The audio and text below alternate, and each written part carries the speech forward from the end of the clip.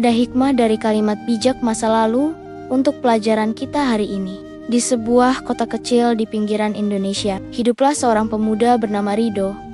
Ia tumbuh dalam kesederhanaan dan selalu merasa kurang serta tidak puas dengan apa yang dimilikinya. Setiap hari Rido bekerja keras sebagai buruh pabrik dengan upah kerja hanya sebatas upah minimum regional. Meski begitu, Rido selalu berharap bahwa suatu hari nanti ia bisa mencapai kehidupan yang lebih baik. Suatu malam, Rido pulang dengan wajah murung karena persoalan di tempat kerja. Ditambah dengan ia baru saja melihat tetangganya membeli mobil baru yang mewah. Hatinya terasa sesak, dipenuhi rasa iri dan kecewa pada diri sendiri. Mengapa hidupnya tak semudah orang lain? Mengapa ia tak bisa memiliki barang-barang mewah seperti mereka?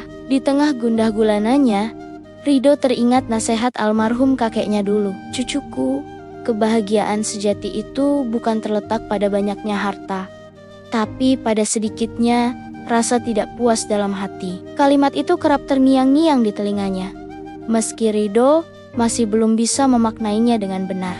Keesokan harinya, Rido berangkat kerja seperti biasa. Di jalan, ia melihat sejumlah anak-anak sekolah yang kesulitan menyeberang jalan karena lalu lalang kendaraan yang padat. Tanpa pikir panjang, Rido turun dari sepeda motor tuanya, menghampiri dan membantu anak-anak itu menyeberang jalan. Senyum tulus semua anak-anak membuat hati Rido terasa hangat. Untuk sesaat, Rido dapat melupakan segala keresahan dalam hatinya. Sepulang kerja, Rido terlebih dahulu mampir ke masjid untuk sholat maghrib berjamaah. Karena gema iqomah waktu sholat sudah berkumandang melalui pengeras suara. Usai sholat, ia mendengar ceramah Ustadz tentang syukur dan qanaah. Sang Ustadz berkata, "Saudaraku, janganlah kita selalu melihat ke atas. Sesekali, lihatlah ke bawah.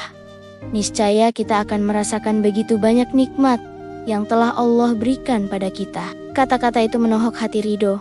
Ia mulai merenungi hidupnya selama ini. Meski hidup sederhana, ia masih memiliki pekerjaan tetap, rumah meski kecil, dan keluarga yang menyayanginya. Bukankah itu semua adalah nikmat yang patut disyukuri? Hari demi hari berlalu, Rido mulai belajar untuk lebih bersyukur dan menerima apa adanya. Ia tak lagi iri melihat tetangganya yang kaya. Justru, ia merasa bahagia bisa membantu tetangga lain yang lebih membutuhkan. Rido juga mulai aktif di kegiatan sosial masjid, berbagi kebahagiaan dengan sesama. Tanpa disadari, hidup Rido menjadi lebih tenang dan bahagia. Meski tak memiliki harta berlimpah, namun hatinya kaya dengan kedamaian. Ia akhirnya memahami makna kalimat bijak yang pernah diucapkan kakeknya dulu. Kebahagiaan sejati terletak dalam sedikitnya ketidakpuasan. Dari perjalanan hidup Rido, kita bisa mengambil 3 hikmah penting. Pertama, kebahagiaan sejati tidak diukur dari banyaknya harta,